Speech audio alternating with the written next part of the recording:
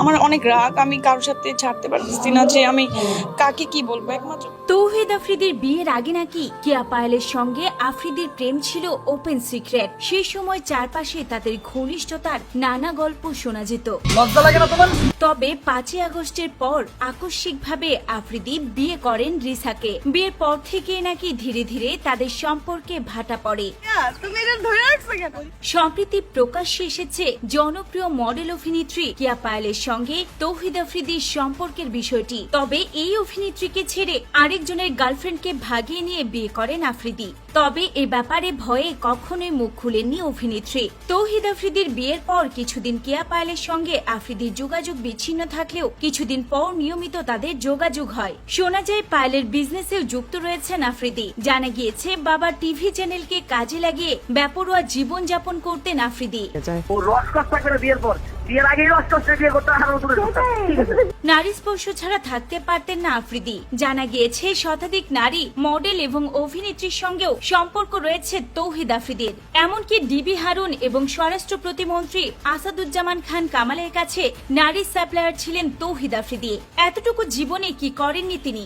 জনপ্রিয়তার আড়ালে প্রতারণার ভয়ঙ্কর ফাঁদ গড়ে তুলেছেন এই আফ্রিদি। লজ্জা লাগে না তোমার?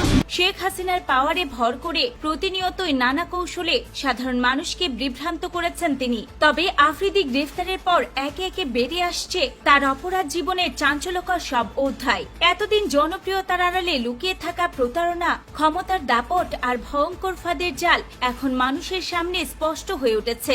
এমনকি অভিযোগ রয়েছে অন্যের গার্লফ্রেন্ডকে ভাগিয়ে নিয়ে বিয়ে করেছেন তৌহিদ আফ্রিদি। রিসার প্রেমিক আরিফিনকে ডিবি হারুনের ভয় দেখিয়ে দূরে ঠেলে দেন আফ্রিদি, আর সেই সুযোগেই রিসাকে নিজের করে নেন তিনি।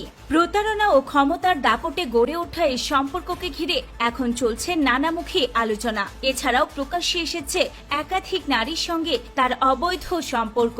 এমনকি নামি দামি মডেল ও অভিনেত্রীদের সঙ্গেও প্রেমের সম্পর্কের নামে প্রতারণা করেছেন তৌহিদ আফ্রিদি। প্রসঙ্গত আফ্রিদির বিরুদ্ধে এখন পর্যন্ত 2টি মামলার তথ্য পাওয়া গিয়েছে। এর মধ্যে যাত্রাবাড়ি থানার মামলায় অভিযোগ করা হয়েছে জুলাই আন্দোলনে আসাদুল হক বাবু নামে এক বিক্ষোভকারীকে হত্যার পরিকল্পনা ও বাস্তবায়নে তিনি জড়িত ছিলেন। অন্যদিকে বাড্ডা থানায় দায়ের করা মামলার এজাহারে উল্লেখ করা হয় 2024 সালের 20 জুলাই মধ্য বাড্ডা ফ্লাইওভারের নিচে অবৈধ অস্ত্র ব্যবহার করে আন্দোলনকারীদের উপর এলোপাতাড়ি গুলি চালান তৌহিদ আফ্রিদি।